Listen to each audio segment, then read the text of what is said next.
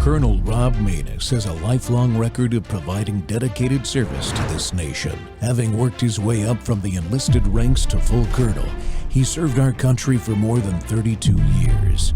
He has served as a bomber squadron commander, bomb disposal technician, Joint Chiefs of Staff Operations Officer, assisted the National Security Team with the campaign plan for the global war on terrorism.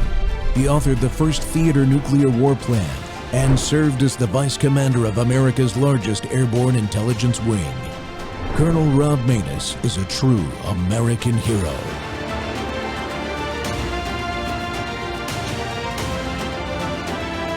This is Rob Maness Live. On my drive from Texas back to North Carolina, I don't know how many text messages I sent to my daughter and her mom.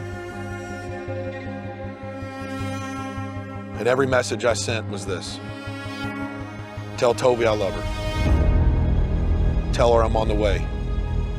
Megan, don't give up hope. It was like that for every message, dude. Like 18 hours of messages that I sent to those two. And the last message I sent was like 1 a.m. And it was, I'll be there soon. I love you guys. I hope you're alive. Baby, don't move a muscle. Stay right where you are.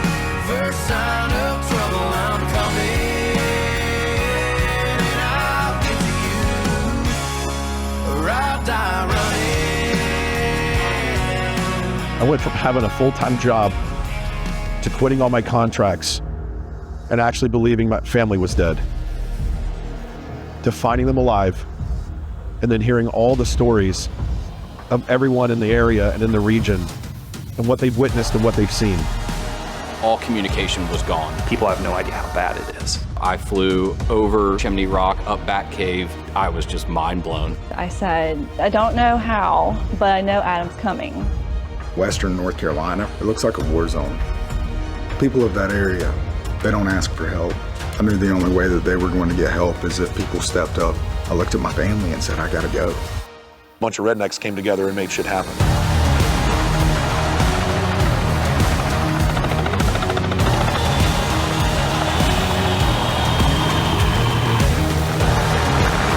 Started putting out text messages and phone calls because there's a whole bunch of help that has to be had. I need water, I need food, somebody coordinate this, somebody coordinate that, I need people on the ground. Before we even had supplies to put on the helicopters, he was already basically running air ops from the truck. We had a couple of helicopters land and offload supplies. And then that led to, well, there's these guys out at the Harley-Davidson, and we just started running. We had 60 special operations volunteers.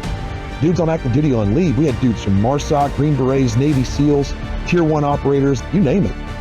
We're staging out of a business that just got massacred, but they're giving us the property to work an emergency operations center out of here. Resupplies are going into the regions that cannot be accessible by ground. The bridges are blown, so our recon teams are telling us where we can and cannot send vehicles. We're dropping birds right on top of them with resupplies, or we're reaching out even further. By day 10, we were running on average 42 air sorties a day.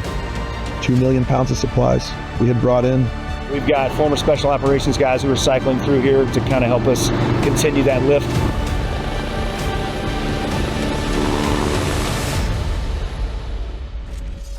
It was just a pressure. Welcome back to Whistleblower Wednesday. The Rob Maness Show is live on Worldview Tube and our X Spaces simulcast. Well, man, here am I, Lord. Send me. Since before the American Revolution started, citizens in our country have answered this call, young and old, men and women. As in Isaiah 6:8, God presents circumstances to each of us that give us the opportunity to act on behalf of others. This is a deeply American value instilled by many things in our culture. And in my experience, our all-volunteer military force concept is one of those factors.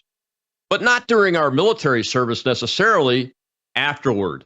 This core value of standing in the breach to help our fellow human beings, regardless of what it costs us personally, is why I have great hope for the future of this country long after I've left this planet.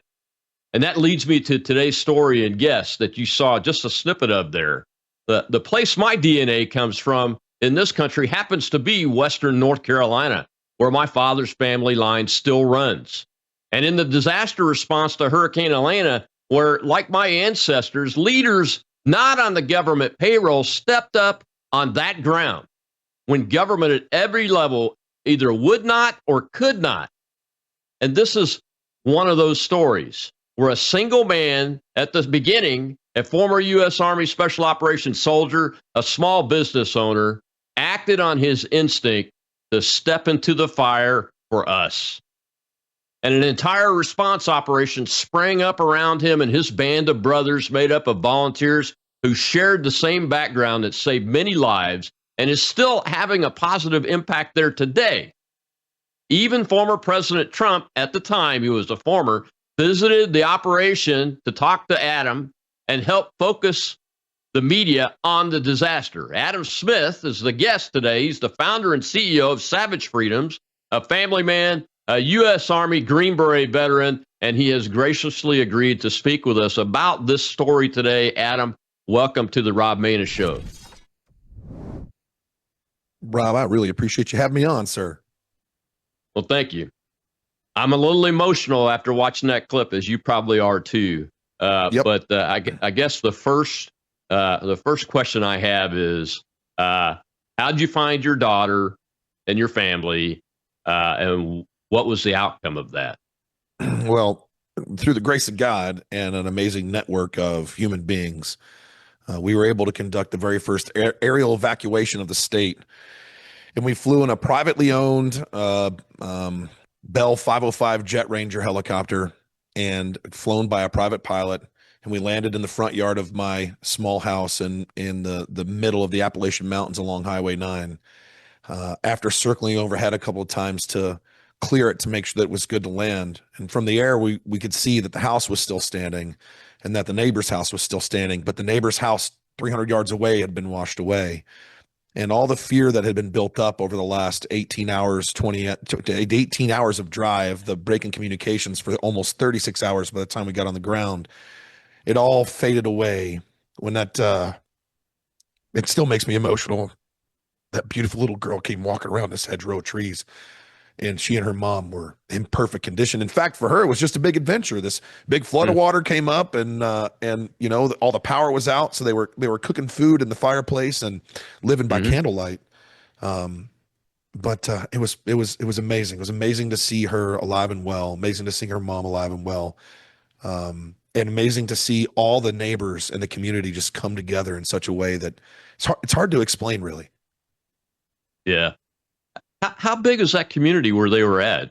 You know, relatively small, a couple hundred? Yeah, pretty small in this immediate area. I mean, where we're at right here, everybody is kind of spread out. So next door neighbors are between 200 yards to 1,000 yards apart. Houses are hunkered back into haulers and up on the edge of the mountain or down in the valleys. Where we live is right along the Broad River. And for those who were following along with the storm, the Broad River is what washed away Bat Cave and Chimney Rock. And my ex-wife and my daughter, they live next door, and they live 40 yards off the Broad River. And the thing that saved them was the topography. Luckily, the shore on the far side of the river was lower than the near side, and a majority of the water washed the opposite direction, which was a grand benefit to them. However, our next door neighbors across the river had 6 feet of water in their house. Now, they survived.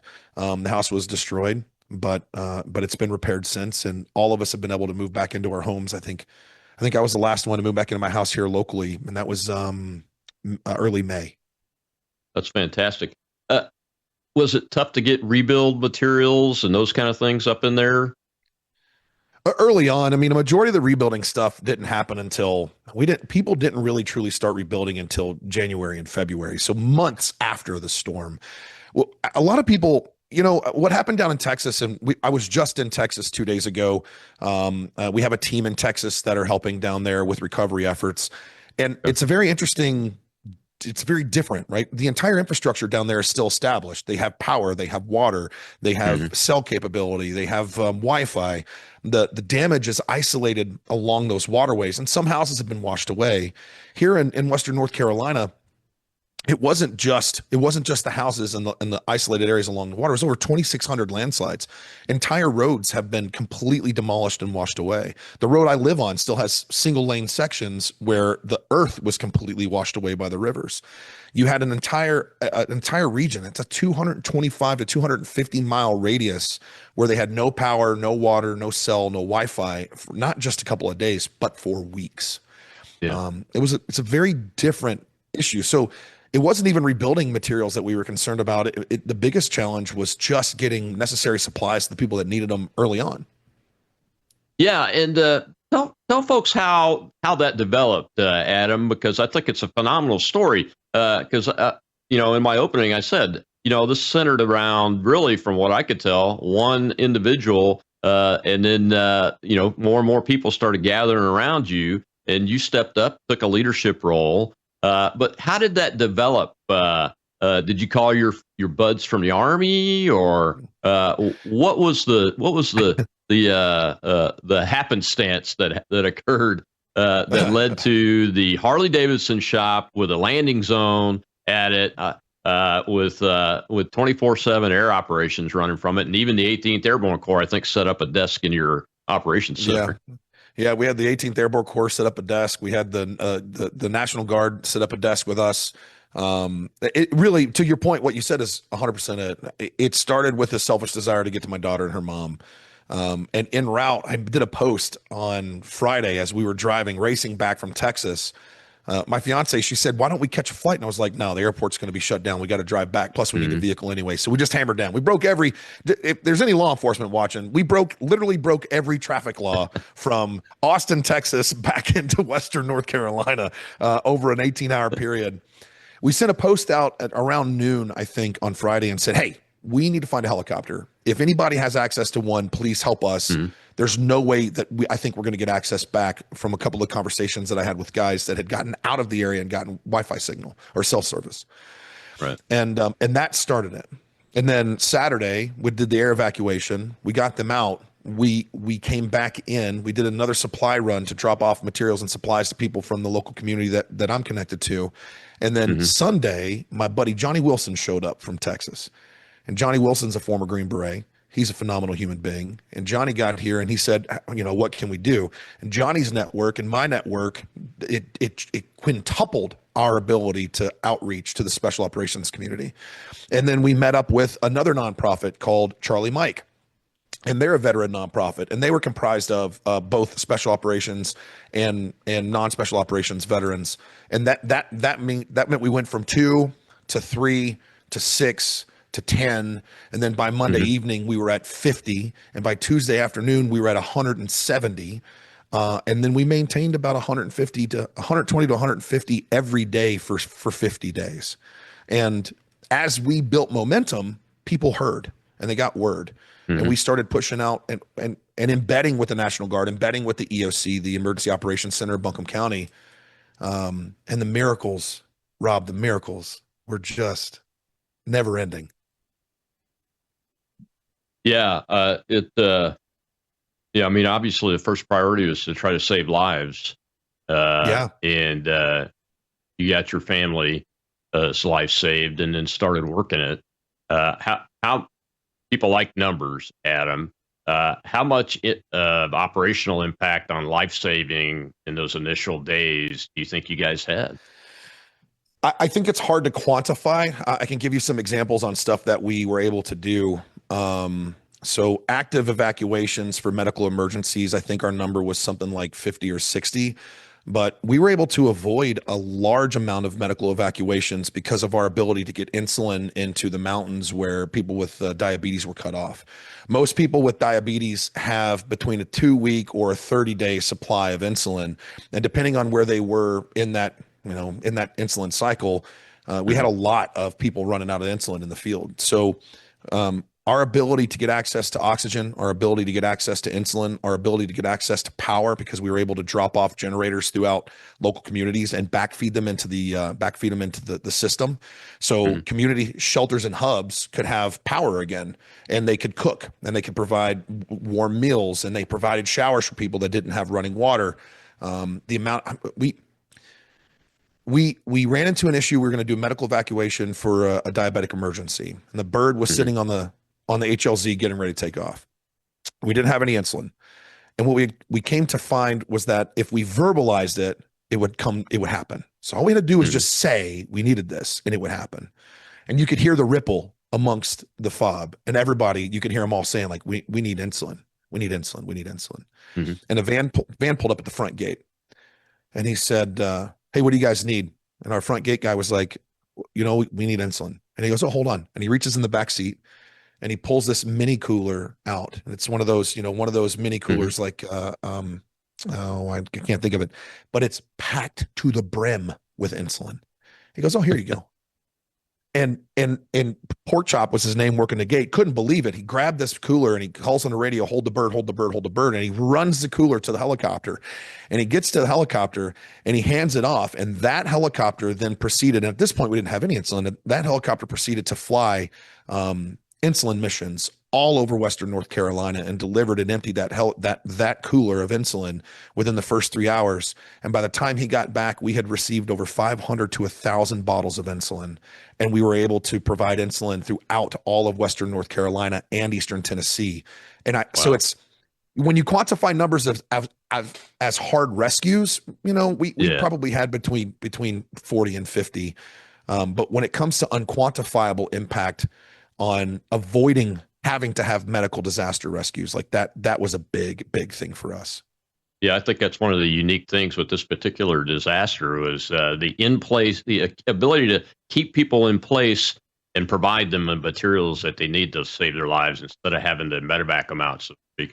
Well, we got to take a break. When we come back, though, Adam, I want to talk about the Americans, and we'll show a little clip of some of the guys that you've documented that were there to help you.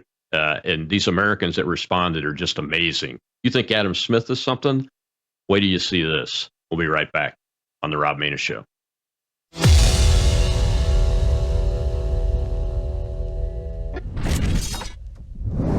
Hello, I'm Brandon House. I want to thank you for all your support at WVWFoundation.com that helps make possible pushing out 24/7 content for free. Without your support, we'd have to put it all behind a paywall. But thanks to you and your support through our foundation, we're able to push it out for free as a broadcast service and broadcast ministry of WVW Foundation. Please consider going there and setting up an automatic monthly contribution, or go there and make an occasional contribution. If you prefer to support us through the mail, you'll find our mailing address there at WVWFoundation.com. You can also call and make your contribution over the phone by calling 901-825-0652. That's 901-825-0652. Again, all these details are available at WVWFoundation.com. Thank you for your support as we try to help people around the world understand the times through the lens of a Christian worldview.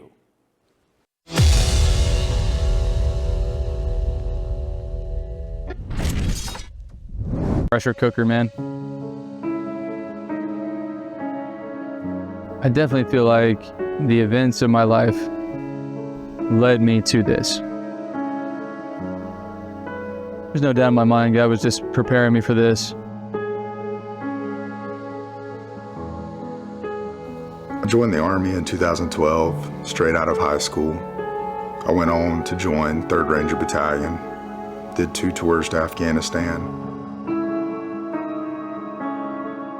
When you leave the service, there's an emptiness. When I pulled into the Harley-Davidson and I met Adam for the very first time, I knew I was where I needed to be. This has changed me forever. The mission turned into, how do we deliver hope and impact to the community and also deliver an opportunity for the volunteers to be connected to something bigger than themselves? Savage Freedom's relief operations Was an unintentional, organically driven, purposeful development, in my opinion, willed into existence by God. All of the miracles that took place, all the people that showed up, all of the good intentions, all of the people with integrity, all of the opportunity to help. If it was me, it had never happened. The purpose of Savage Freedoms is to bring hope to the lives of those who have lost everything. With light in our eyes and hope in our heart, with a warm handshake and a broad smile.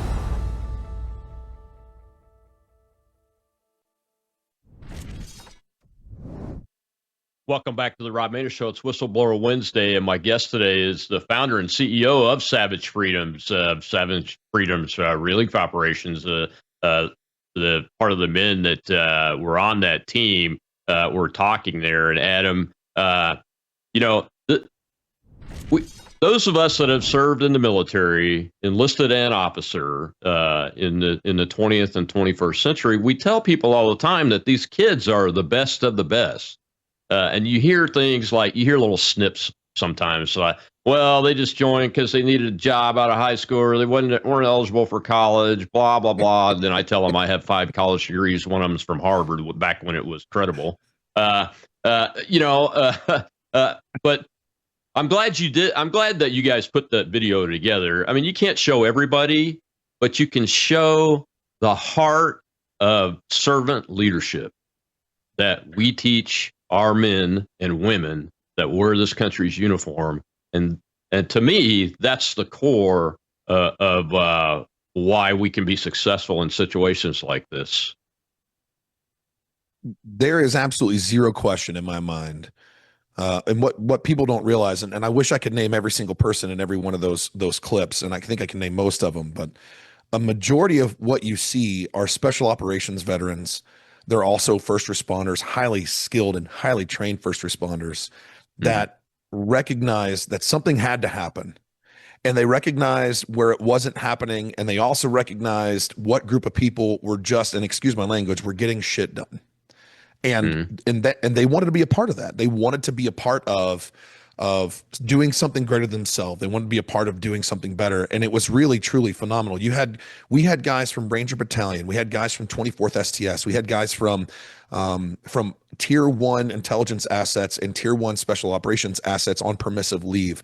We had veterans, newly retired full-board colonels from like the asymmetric warfare group that was there.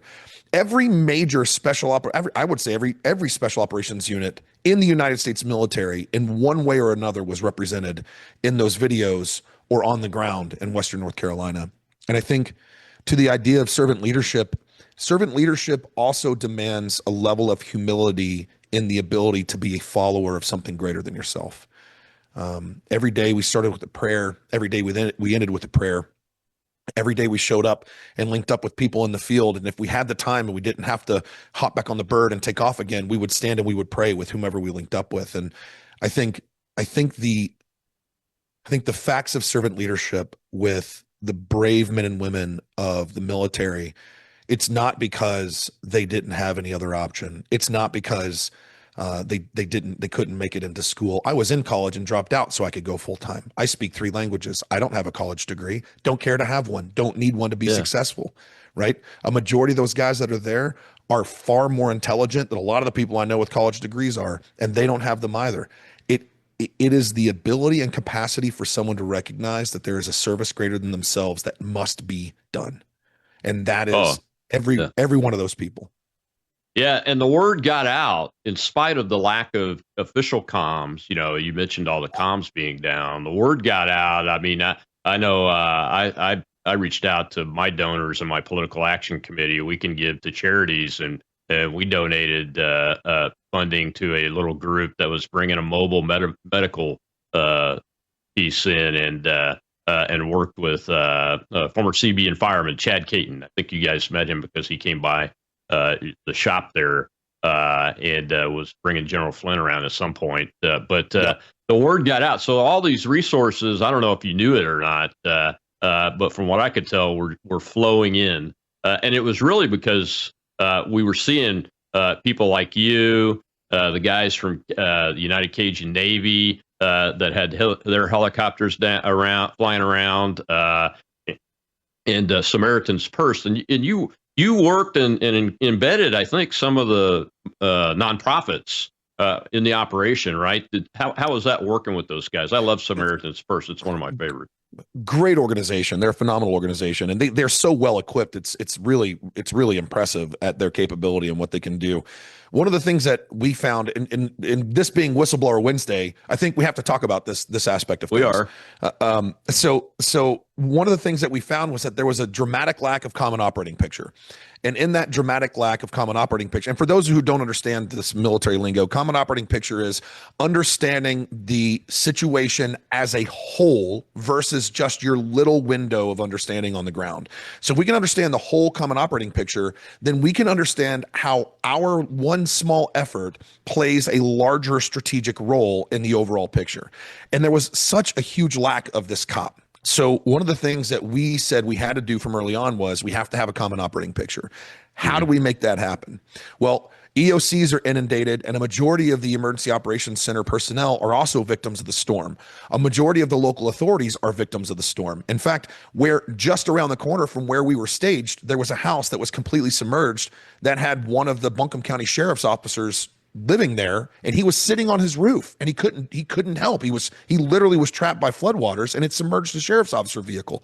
So with that being said, with local rescue capabilities being extremely hindered and also victims, with state level assets not necessarily being super clear on the overall common operating picture, we said, look, we have to fix this problem.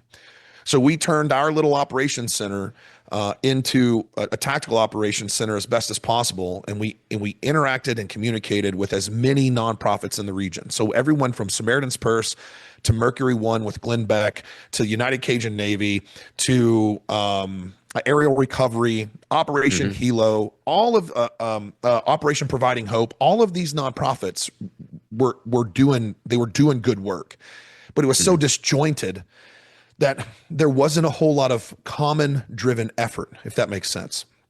So what we wanted to do is we wanted to make the effort common, and we wanted to help everybody understand how to deconflict what they were doing so we could have faster and more efficient success on the back end. And working with the nonprofits, let me just say that the nonprofit space in general, I have found to be interesting. There's a lot of different organizations vying for attention in order to promote what they're doing so they can gain donors' dollars. In that aspect of things, one of the things I recognized on the ground was I didn't see that. At least in the first 45 to 50 days, I didn't see that. I just saw people who were good American citizens, they were good American patriots, and they wanted to do right by their neighbors. Right. Yeah, exactly right. You know, I think most people that are outside of government, and some inside of government too, when you see the situation on the ground, you can understand it. Your instinct is to try to help instead of being bureaucratic about it or self-serving and those kind of things. I'm kind of reserving the next segment for the governmental piece of it because I want to talk about that at length and get your thoughts on both the integration of the initial response, which really generated your action, I believe, once you recognize the lack of response. And it doesn't matter what the cause was, it's just there was a lack of response. From that to to how you were able to maybe get them energized or integrated, and then once things happened, like when 18th Airborne Corps sent the boss out, and the National Guard came out, former President Trump came out, and all that. I want to talk through all of that because I think there's some lessons learned, Adam, that you're probably one of the few individuals that can speak to it from an experience perspective firsthand on the ground, and that has that skill set. So we'll talk about that in the next segment and beyond, probably into the last segment, because it's critically important that we get those lessons documented and that people that are in the government now start getting an understanding of what you all learned so that it can be applied. I mean, that's one of the things we do in the military, folks, is we do these things called after-action reports or debriefs, and we take frank off. We are very frank with each other, and I want to give Adam Smith an opportunity to do that here in this next segment, and we'll be right back with him because it is Whistleblower Wednesday, and we need to talk some hard facts and hard truths and get this stuff documented. We'll be right back. Savage Freedoms. Go follow him.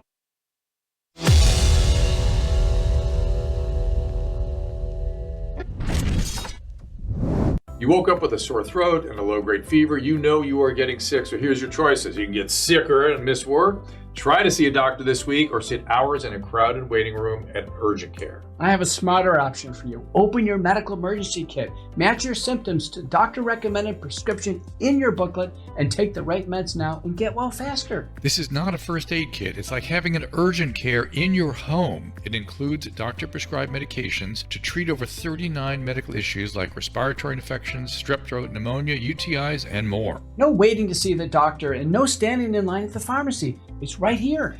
Every home should have at least one medical emergency kit, and here's how to order. Go to worldviewhealthcare.com. Your kit to treat dozens of common and serious illnesses is rushed to your door.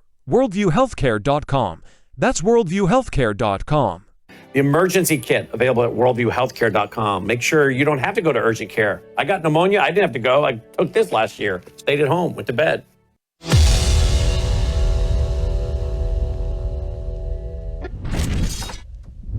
And forth, and the other one just being lazy underneath a rock. And I just kept thinking, like, you know, being in the military really does create a cage in a lot of ways. It limits your ability to operate. It does give you focus. It gives you identity, mission, and purpose, but it defines identity, mission, and purpose for you. It takes away personal agency in a lot of ways with regards to how you identify yourself. Now, I'm not saying the military brainwashes you in any way. That's not what I'm saying. What I'm saying is that for the longest time, my identity was the hat that I wore on my head or my MOS. It wasn't Adam, the content of my character. It was whatever job I did.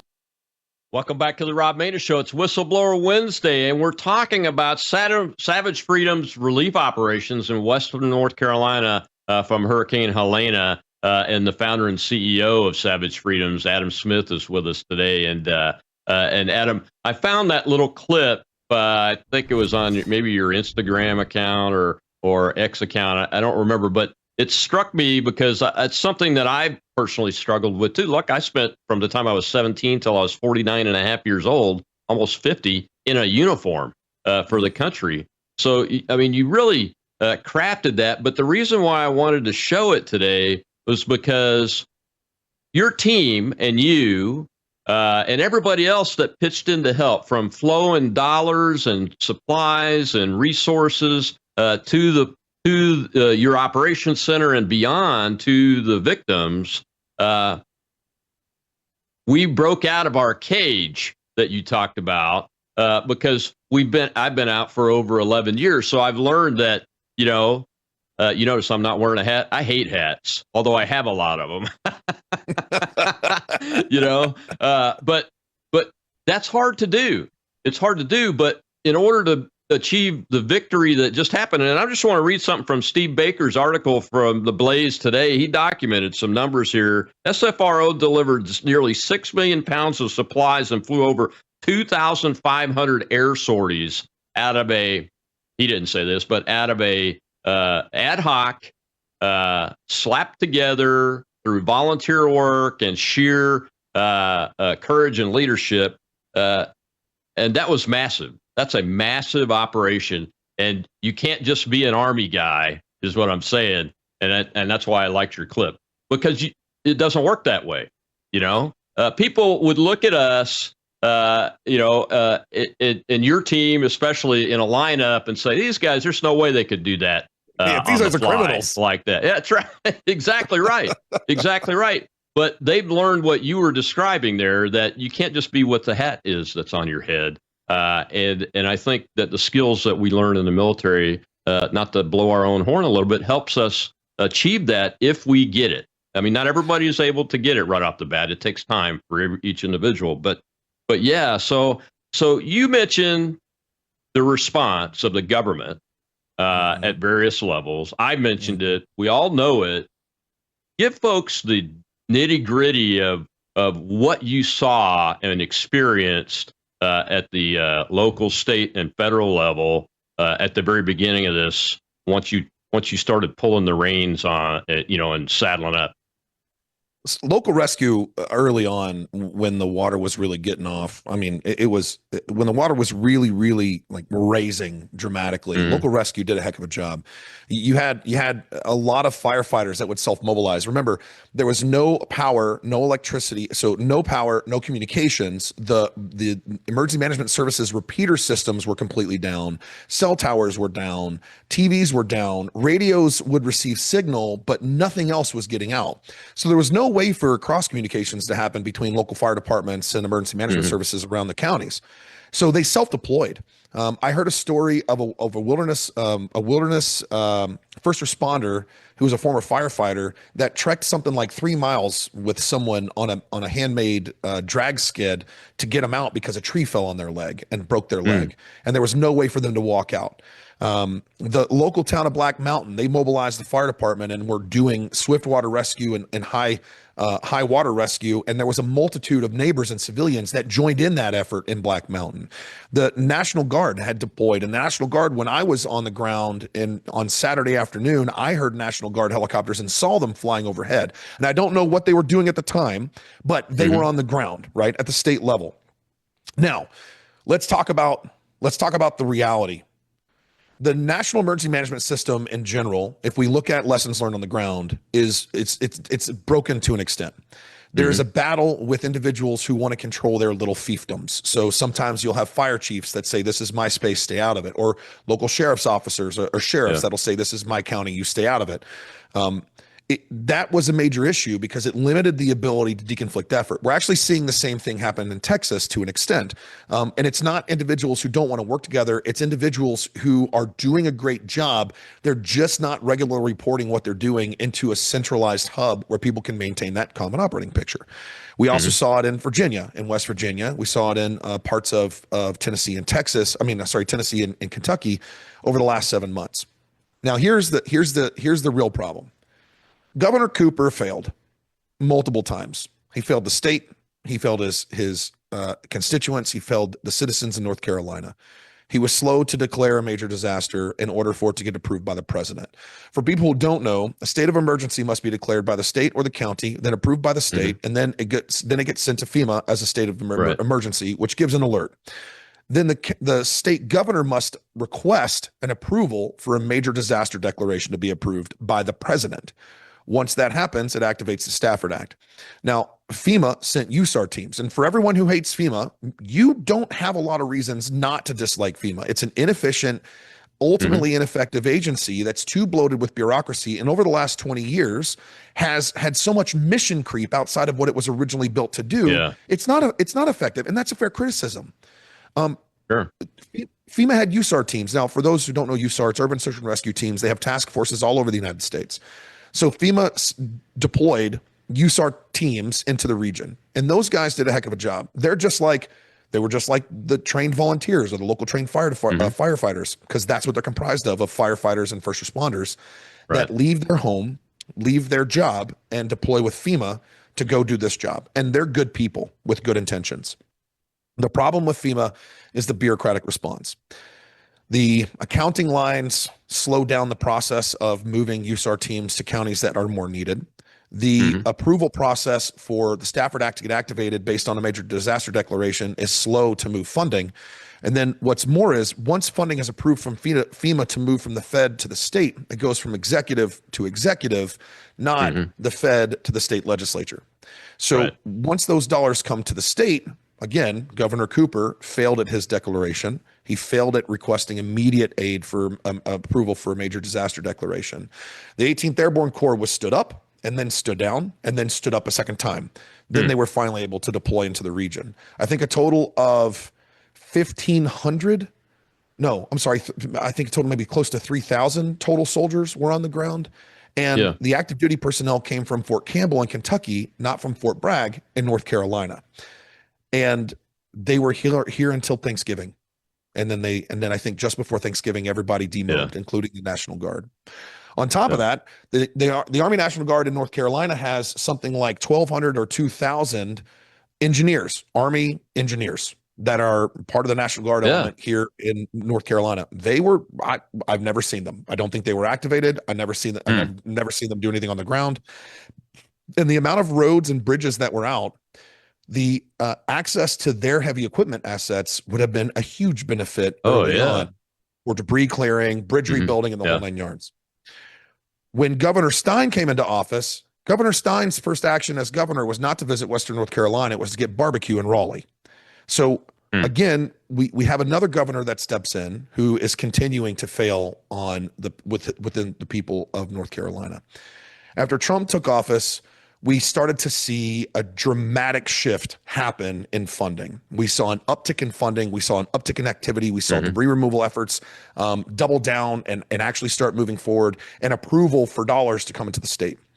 Now, the question I have, and I think the question we have to ask is, of the now, I think, close to $3 billion that's been approved for disaster relief and recovery in Western North Carolina, where's the money going to go?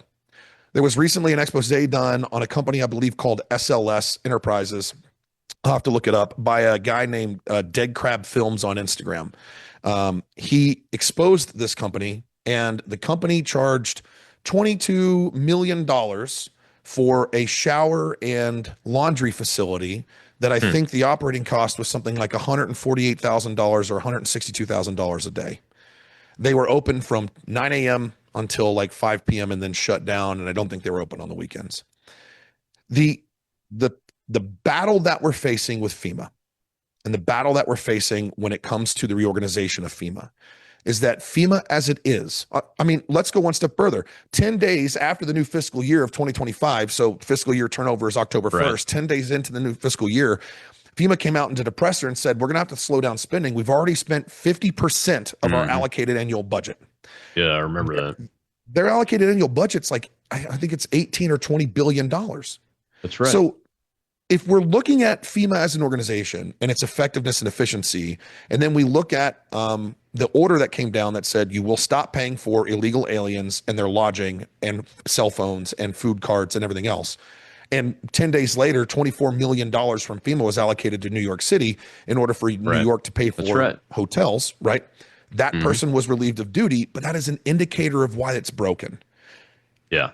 We need an organizational reorg that divests all these non-mission related activities somewhere else. But the funding, I mean, the mission of the organization isn't really emergency management anymore. I don't think it ever was. It's to get resources to people like you who are having the worst day of their lives as quickly as possible, to get them back on their feet, save lives, and help communities move past this stuff, right? Yeah. Logistics facilitator and a holder of money. If we could do this right, and we put the impetus responsibility on the state, what would be very simple for FEMA to do is to step away from trying to manage the DOT and HUD and all the other aspects of community rebuilding, because we already have federal agencies that do that, and they've already got federal emergency disaster dollars allocated to them for that. They can connect to the state level, and FEMA can do block grants to the state based on overall projected damage for rebuilding and cleaning and clearing. And FEMA can have pre-staged, which they already do, emergency relief materials and goods that can be pre-staged. And if we privatize disaster relief, and I say this, and people are going to be like, why would we do that? The federal government should have that responsibility. One, it's non-constitutional. And two, even with the Stafford Act, still technically non-constitutional. And two, if we privatize disaster relief and we supplement that privatization from the states and the Fed, then we don't have to wait for a major disaster declaration approval from whomever the executive is, and we get to bypass the political hangering that takes place between the left and the right for either a Democrat state and a Republican president, or a Republican state and a Democrat president. And we saw that real time. Like, people don't realize this. We watched real time a liberal governor drag his feet to declare a major disaster declaration in order to get it approved because a majority of the area is red. Now, I don't know if that was his motivation, but I can only assume, based on the time of the year, the fact that we're in a full election cycle across the board in both state and federal levels. And we saw, hey, FEMA, when they went to Florida, avoid homes that have Trump signs in them. That even came down from middle line FEMA leadership within the bureaucracy. Guys, I know that didn't come from the director. I know it didn't come from the deputy director, and I know it didn't come from the regional directors, because senior leadership, in all of my experience, really do care. They want to help people. It's the midline leaders, the embedded bureaucrats, that they're the ones trying to push their political ideology amongst the workers. Well, we've got to take our last break, Adam. When we come back, though, I want to give you a chance to tell the audience how you've been able to give this type of information feedback to the agencies, and whether it's happened, and if it's happened, has it been ingested in, at least to be looked at? And we got a couple of questions from the audience. We'll be right back with the CEO and founder of Savage Freedoms, Adam Smith, right here on the Rob Maness Show.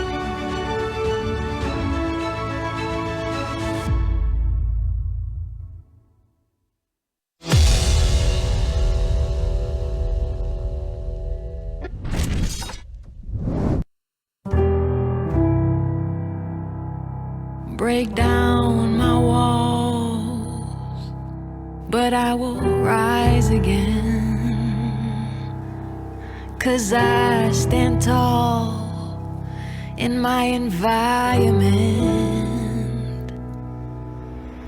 How could I ever close my eyes and stay silent since? But I will rise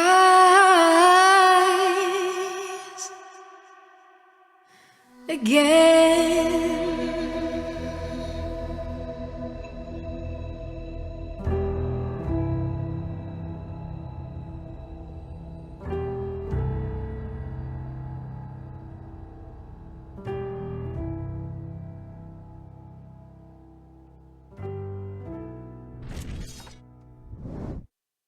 Welcome back to the Rob Maness Show. It's Whistleblower Wednesday. Here am I, Lord, send me. That little video was just a view into Western North Carolina locals as they get through recovery and continue this recovery. And I'm talking with the CEO and founder of Savage Freedoms, Adam Smith, today about the experience and what's going on. And Adam, before we continue on with our discussion, I want to just take a question real quick from the live audience. They've been waiting patiently, and I've got at least two hands over there. So go ahead, Shell. We have Margot, sir. Well, good afternoon, Adam Smith. It's Margot from Western North Carolina. First and foremost, I want to thank you for everything that you've done. Yeah, thank you so much for everything that you've done for Western North Carolina. You're truly inspirational. You brought people together from across this area in a nonpartisan way, and you made us all want to be a part of helping each other. I saw people in my own community come to help you specifically. And my question's very basic. When are you running? Because we need someone that doesn't say things like, you're sending out misinformation, and you're not helping like Tom Tillis did and Chuck Edwards did. Thank you so much for all you do. Thank you, Margot. I appreciate that. God love her. Yeah. All right. I got to take the other hand since that was a short answer. Go ahead. One more hand, then we'll finish this discussion before the show closes. Go ahead, Chuck. Thank you, Margot. We have Liz, sir. Good afternoon, Colonel. Good afternoon. Mr. Smith. I'm also a Smith, no relation. I first of all want to thank you for showing people that we don't just blow up things. Okay, I was a Marine. That we do build things, that we do learn organizational skills, how to be followers and how to be leaders. Thank you so much for doing that. And my question to you is, I love Margot's, and I think you should run. But my question to you is, are you working with anyone to help these people develop plans for emergencies? And that you do need a central place where people are reporting, so you're not overlapping things and or missing areas completely because no one knows what anybody else is doing. That's a good question. Yeah, absolutely. Thank you for the question. That's a really good question. So one of the things that we've been working on diligently since the storm is after action review, lessons learned, in a white paper to help the federal government really understand how they can reorganize and then reoperationalize FEMA. Part of that reorganization is a new training methodology that doesn't just focus on, for those of you who don't know, right now, a majority of training that takes place, so training between the National Emergency Management System and services between the Fed and the state is usually around terror operations. So they're isolated terror attacks 9 times out of 10, and it's considered a mass casualty event, and that's the trainings. About 90% of trainings that take place focus on that. One of the things that's not happening at the national level or at the state level is a multiple infrastructure, long-term recovery disaster response, which is what we saw in Western North Carolina. And so one of the things that we've been really working diligently on is we've been in communication with, we were in communication with the former acting director of FEMA and the former acting deputy director of FEMA. We're in communication. We're working on getting a meeting with the current director of FEMA. We've been in communication with both senators and congressmen from across the country, to include congressmen and senators from Texas to Florida to North Carolina. We've spent a lot of time in DC this year, and I'll tell you that it is the swamp. Every time I leave DC, I feel icky. But there's been a lot of conversation being had in order to try and move the needle. Again, we come back to this excuse that the wheels of government turn ever so slowly. And I think we're seeing that not to be the case. We have a new administration that stepped in, and within the first 6 months have just hammered change across the board. I think we have the opportunity to do the same thing. It's just a matter of maintaining a consistent effort to really make that change. So to answer your question, yes, we are. That's how we're doing it. How's it been taken so far? All the conversations that we've had have been well received, and a generous interest in the takeaways, and also what other possibilities of recentering FEMA's focus, as well as incentivizing innovation at the state level for disaster response. Yeah, I see 3 things. There's got to be a reorganization and divestiture of all the mission creep. Number one.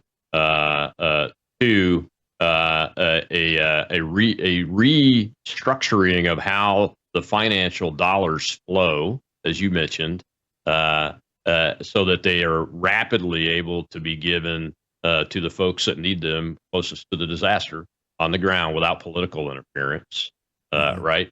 And then, man, Mr. President, we got to get some full-time people in this, not just the top senior leadership positions, but the mid-levels too, that are all on board with this effort. Because if he's going to keep FEMA, and I don't know if the president's going to keep FEMA or not, but if he's going to keep it, the sooner he gets people appointed that can take these reins and look at feedback like your input from you guys down there, and maybe even leverage that and leverage your experience, maybe make you a special government employee like we did Musk for DOGE or something, or maybe even get you to agree to come on full time for a couple of years to help do it.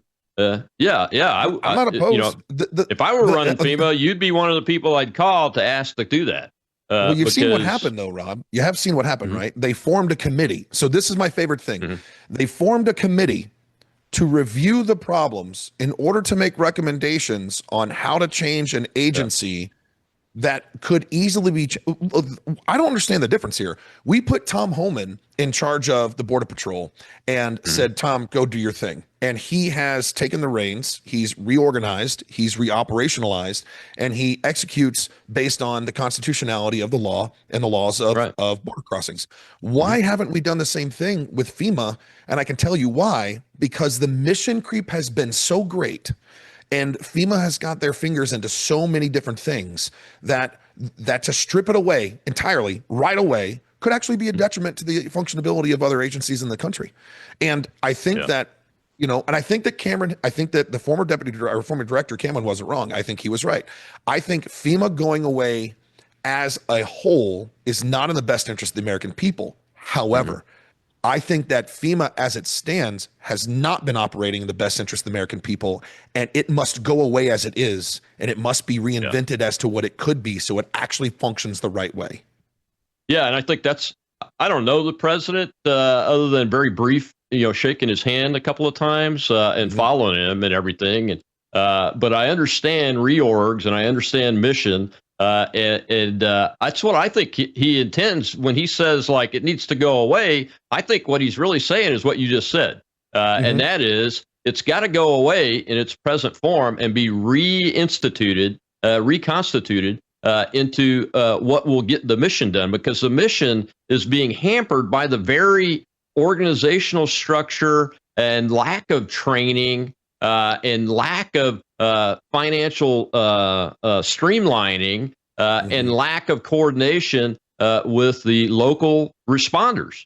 And I think we should explore the idea of privatizing emergency response. I think we should explore the idea. I was talking to one of the lieutenant governors in a coastal state just the other day, and he's like, well, why do they train people on the computer for a couple of days to come down here and do damage assessment?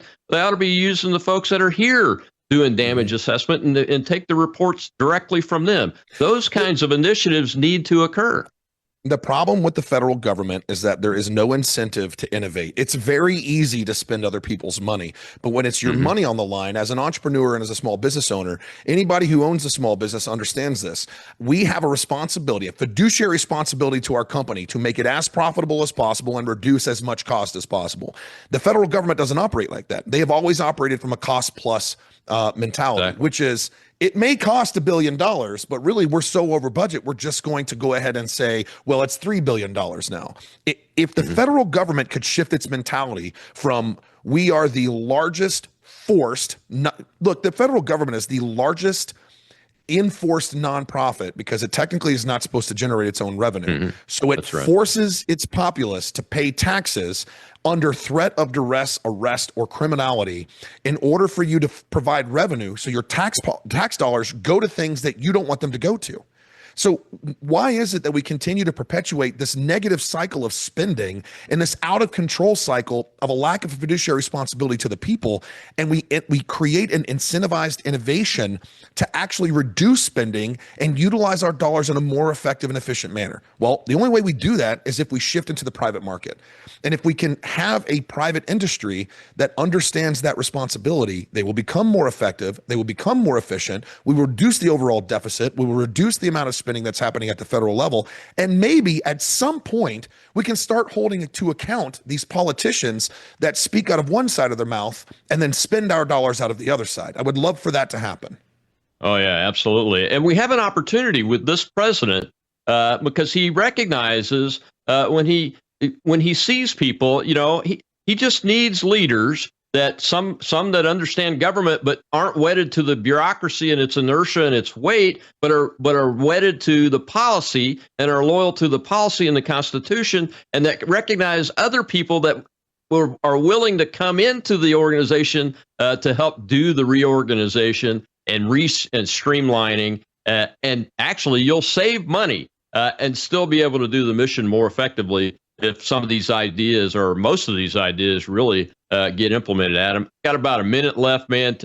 Tell folks how you're doing today, what still the needs are from Western North Carolina, because I know that everything's not perfect, and then where people can find you. Yeah, short and sweet. Come and visit us at savageops.org. You can donate there. We have a donate link. We're still rebuilding homes in Western North Carolina. People are still living in trailers. It's going to take a large effort to make this actually happen. So the more support that we can get locally, the better off we are at the end of the day. And if you want to support the larger mission, you want to support Savage Operations in the larger mission, you can do that as well. You go to savageops.org. We're looking at creating that privatized effort through nonprofit industry for us to be able to go out, pre-deploy, bypass the Stafford Act, and deploy people where they have to go, focusing on utilizing first responders, SOF veterans, and people that really know what the heck they're doing so we can get the job done. Well, thanks, brother. I appreciate it. Thanks for staying in the fight. Thanks for helping everybody. God bless you. You're in our... Better science leads to better outcomes. So by understanding the science in much more intimate detail, delivering a value product that is so different from anybody else. So when we're stepping outside into seasonal changes, low humidity, sunlight, pollution, all of these things get communicated as stress on the top layer of skin that produces free radicals, and they're bad news for collagen networks. They're going to break down the collagen network and collapse that beautiful tensile strength of your skin. And so that's how we end up with fine lines and wrinkles. Bella Grace is really an elevated formula. Better than the competition for very obvious reasons. First of all, we're delivering great collagen. We're delivering Verisol, which is the world's most studied form of collagen. So we're starting at a foundation that's really top notch. So here is a lady today. She's taken the elixir, arthritis in her hands. She could not close her hands and make a fist. But after now being on the elixir,